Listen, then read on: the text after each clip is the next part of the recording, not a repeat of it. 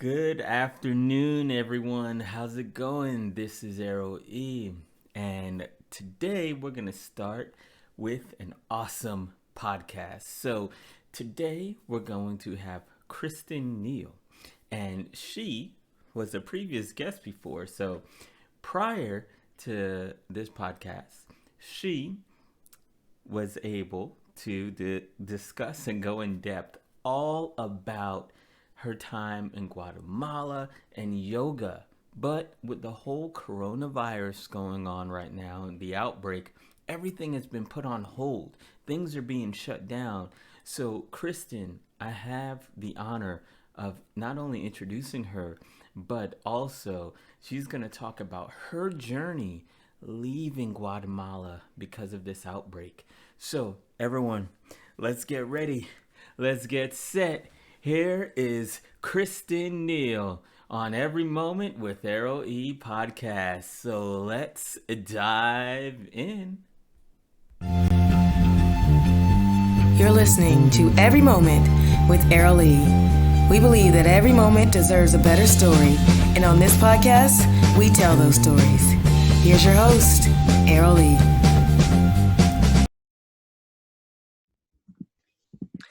Hey everybody, how's it going? This is Errol E. Banks, and welcome to another edition of Every Moment with Errol E. So today we have a special guest, and her name is Kristen. Now, you might remember her from the previous podcast where she talked all about her experience in Guatemala as well as teaching yoga.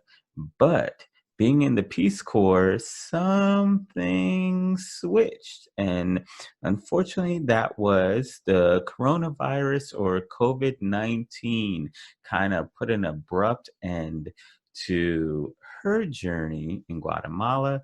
But I'm going to give Kristen the floor to discuss all about how that unraveled and what she's doing now in the States. So please welcome Kristen Neal.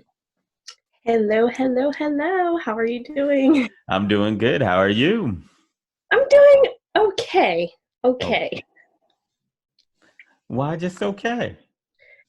I mean, when you are immersed in a culture for over a year and a half, and then you abruptly have to leave in an emergency, you kind of get shaken up, and, there's culture shock from all different sides coming at you. It's crazy. That's true. That's true. So, can you give our listeners as well as our viewers kind of the timeline of what happened, how all of that unraveled?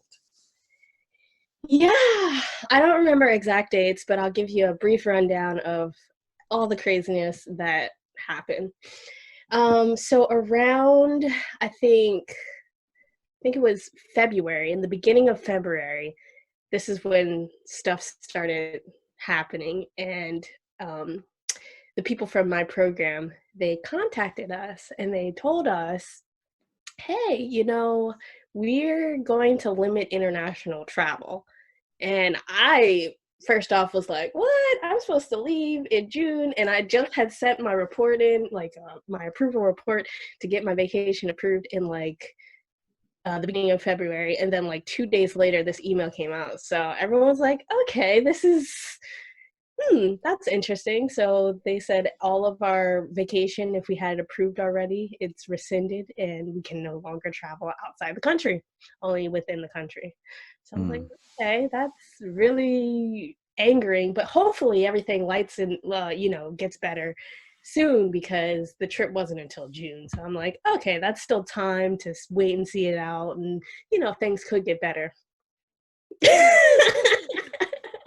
Yeah, so that happened in the beginning of February. And then I can't really remember. I think it was it was in March or so. And we received an email from Peace Corps Global. And Peace Corps Global was like, hey guys, you guys have the option to take a early COS, early close of service. That means you finish your program early if you're within 90 days of finishing your program.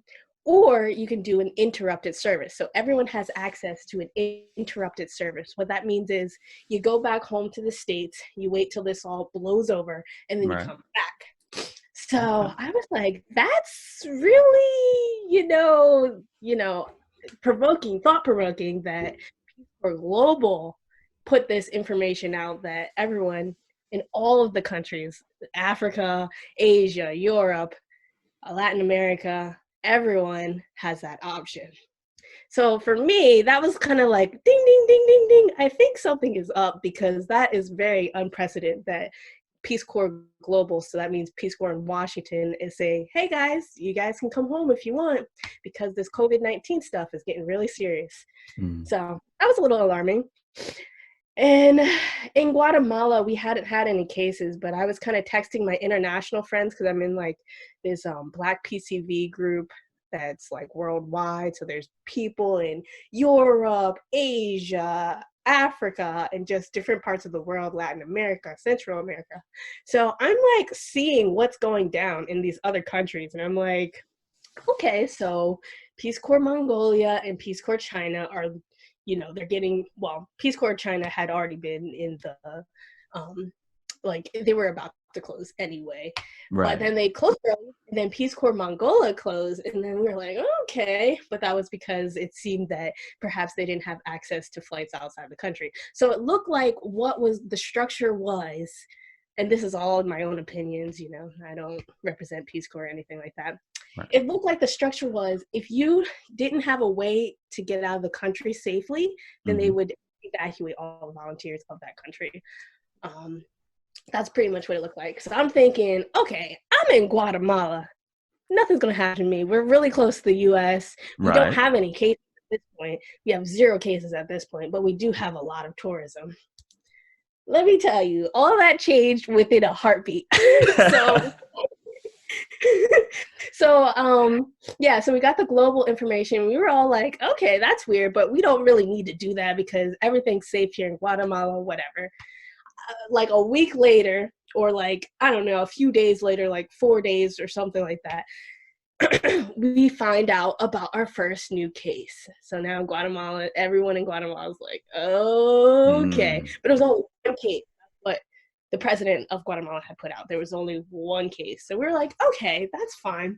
We don't have really too much to worry about because I'm looking at, I'm like texting my Black PCVs in Latin America chat, and I see Panama has like a bunch of cases and they're not freaking out. Costa Rica has a bunch of cases compared to Guatemala and they're not freaking out. So I'm like, okay, nothing's really happening. Then I heard about like other countries evacuating in Latin America. And the first of which was, I think it was Dominican Republic.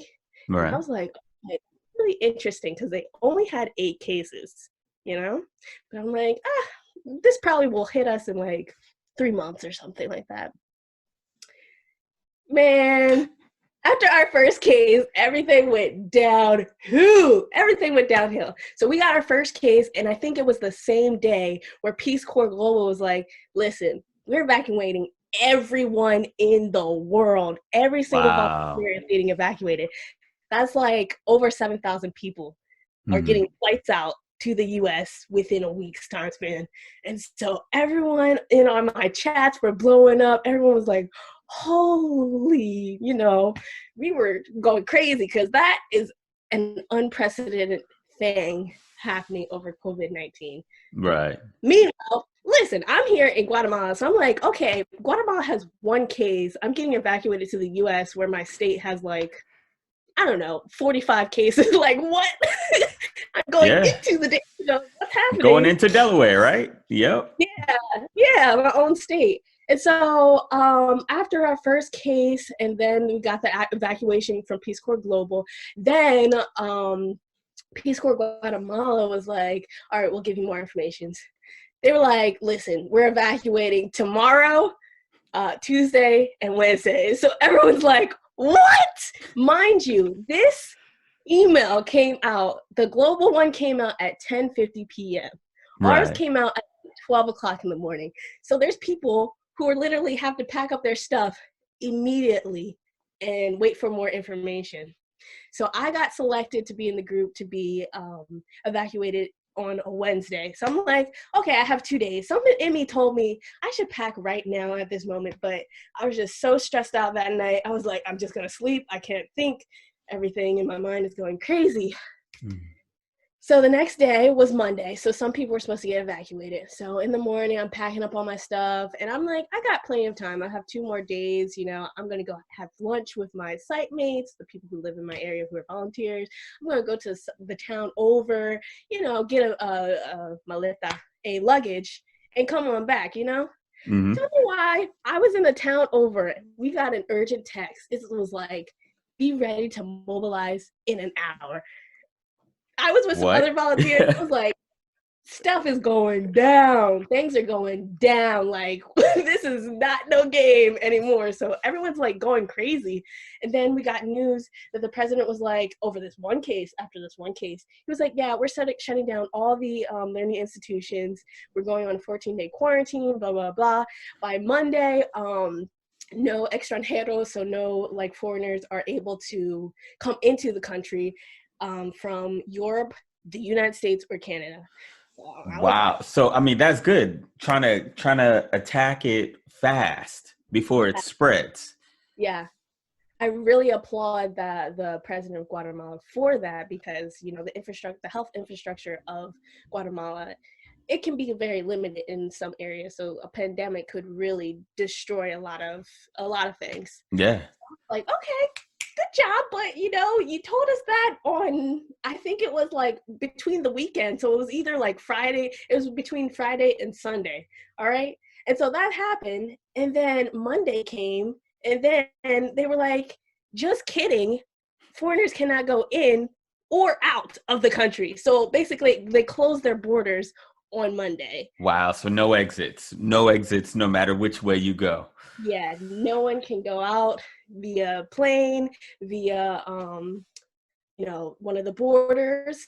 Yeah, absolutely not. So that's why we got that urgent text, like, be ready right now in an hour. So everyone packed all their stuff up. We met at a consolidation point, and we're freaking out. Mind you, I'm thinking I had 2 more days, so half of the stuff that I wanted to bring is still in my room, Oh right? wow.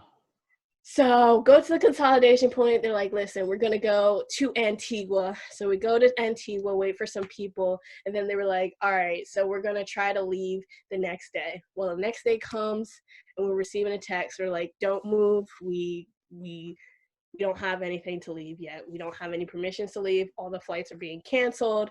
And it's just a challenging thing. So we're waiting and we're like, what is happening? We asked some of our,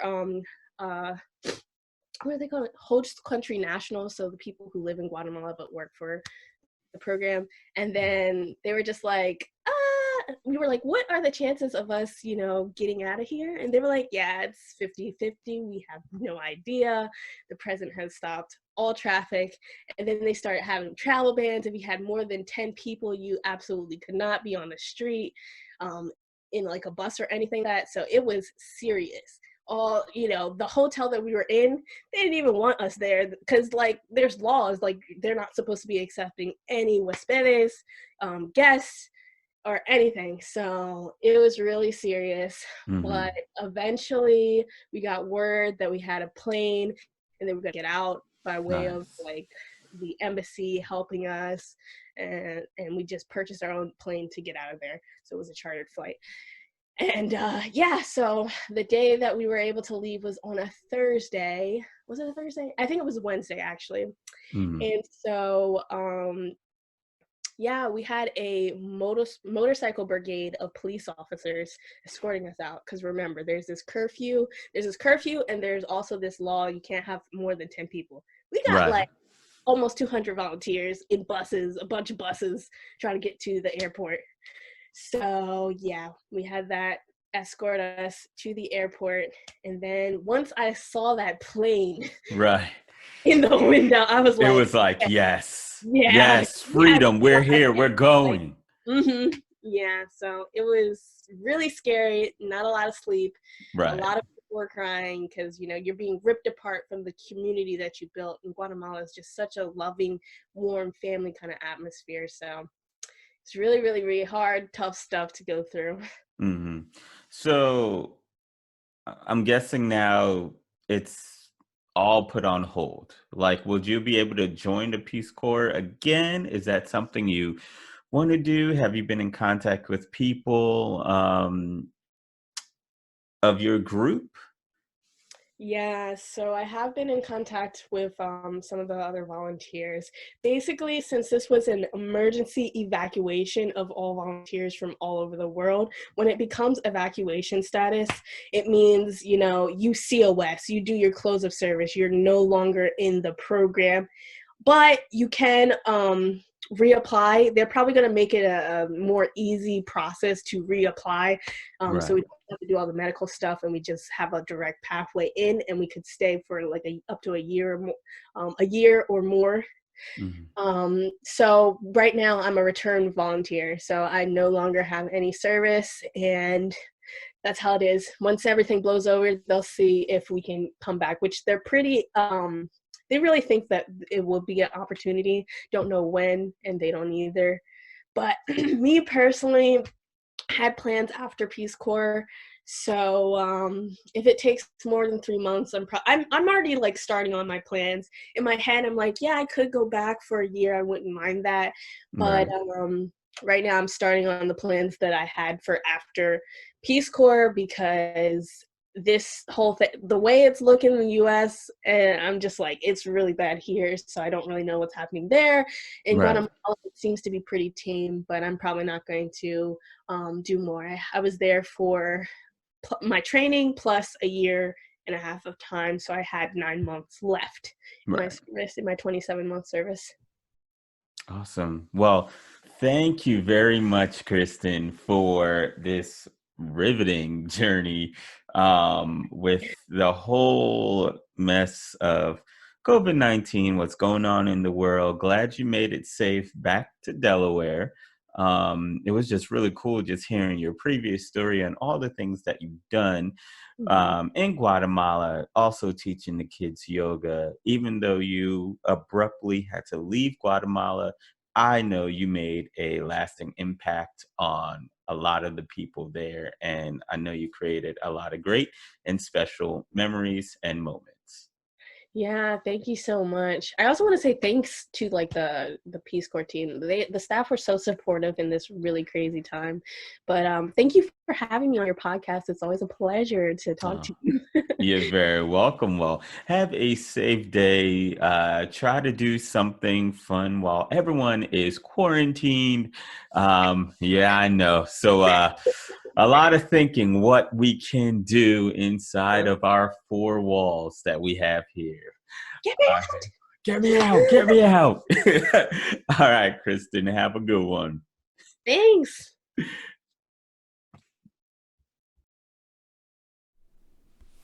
All right, everyone. I hope everyone enjoyed that podcast with me and Kristen.